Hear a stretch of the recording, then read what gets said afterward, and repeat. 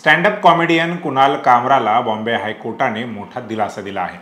हा दिलासा त्याला महाराष्ट्राचे उपमुख्यमंत्री एकनाथ शिंदे यांच्या संदर्भात केलेल्या कथित आपत्तीजनक टिप्पणी प्रकरणी मिळाला आहे। कुणालने केलेल्या एका पॅरोडी गाण्यावरून वादंग झाला होता। ज्या स्टुडिओत त्याने हे गाणं रेकॉर्ड केलं, उपमुख्यमंत्री एकनाथ शिंदे यांच्या समर्थकांनी त्या स्टुडिओची देखील तोडफोड केली होती। कुणालवर काही ठिकाणी FIRs देखील झाल्या होत्या। त्याच प्रकरणात त्याला दिलासा मिळाल्याची माहिती समोर येत आहे। आजच्या या व्हिडिओत आपण या प्रकरणाची सविस्तर माहिती घेऊया आणि समजून घेऊया की नेमकं काय घडलं आहे आणि त्याचा अर्थ काय। नमस्कार, मी संकेत आणि आपण पाहत आहात मुंबई आउटलुक। कुणाल कामरा जो बेधडक आणि व्यंगात्मक स्टँड अप कॉमेडीसाठी ओळखला जातो, तो यंदा मार्च 2025 मध्ये एका मोठ्या वादात अडकला होता।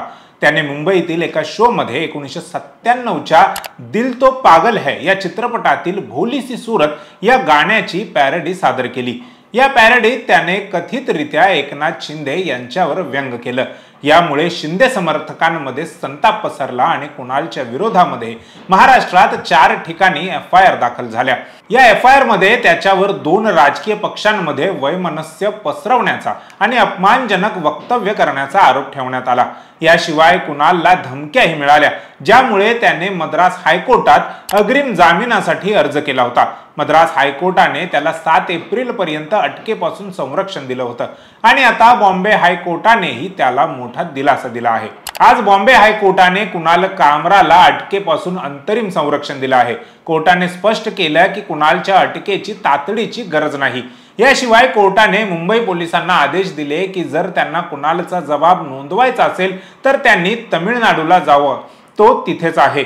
हा निर्णय कुणालसाठी मोठा दिलासा ठरला आहे, कारण यामुळे त्याला तुर्तास अटकेची भीती नाही। मात्र कोर्टाने हे देखील स्पष्ट केलं आहे की या प्रकरणातील तपास सुरू राहील। कुणालचे वकील नवरोज सिरवई यांनी कोर्टात युक्तिवाद करताना म्हटलं की संविधान लागू झाल्याच्या 75 वर्षांनंतरही पोलिसांना अभिव्यक्ती स्वातंत्र्यासारख्या मूलभूत अधिकारांची माहिती नाही किंवा त्याची पर्वा नाही। या युक्तिवादाला कोर्टाने अधिक महत्त्व दिलं आणि कुणालला संरक्षण देण्याचा निर्णय घेतला। हा निर्णय का महत्त्वाचा आहे? पहिलं म्हणजे हा निर्णय अभिव्यक्ती स्वातंत्र्याच्या दृष्टिकोनातून एक महत्त्वाचा टप्पा आहे। कुणाल कामराने यापूर्वीही त्याच्या सोशल मीडिया पोस्टमधून सरकार आणि राजकीय नेत्यांवर टीका केली आहे। त्याने एका पोस्टमध्ये म्हटलं होतं की लोकतांत्रिक पद्धतीने कलाकाराची हत्या कशी केली जाते, ज्यामध्ये त्याने सरकारवर कलाकारांना दडपण्याचा आरोप केला होता। बॉम्बे हायकोर्टाचा हा निर्णय कलाकार आणि कॉमेडियनसाठी एक दिलासा देणारा आहे, कारण तो त्याच्या अभिव्यक्तीच्या स्वातंत्र्याचं संरक्षण करतो। दुसरं, हा निर्णय पोलीस आणि कायदा यंत्रणा मूलभूत अधिकारांचं महत्त्व समजावून सांगतो।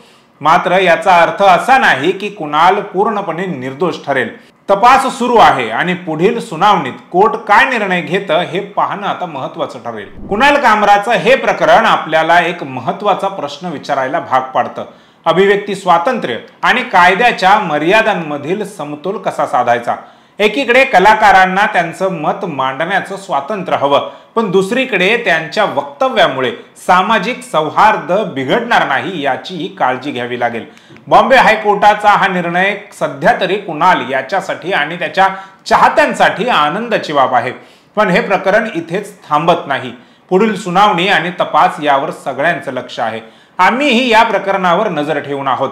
त्या संदर्भातील अपडेट माहिती आम्ही तुमच्यापर्यंत घेऊन येण्याचा प्रयत्न करत राहू।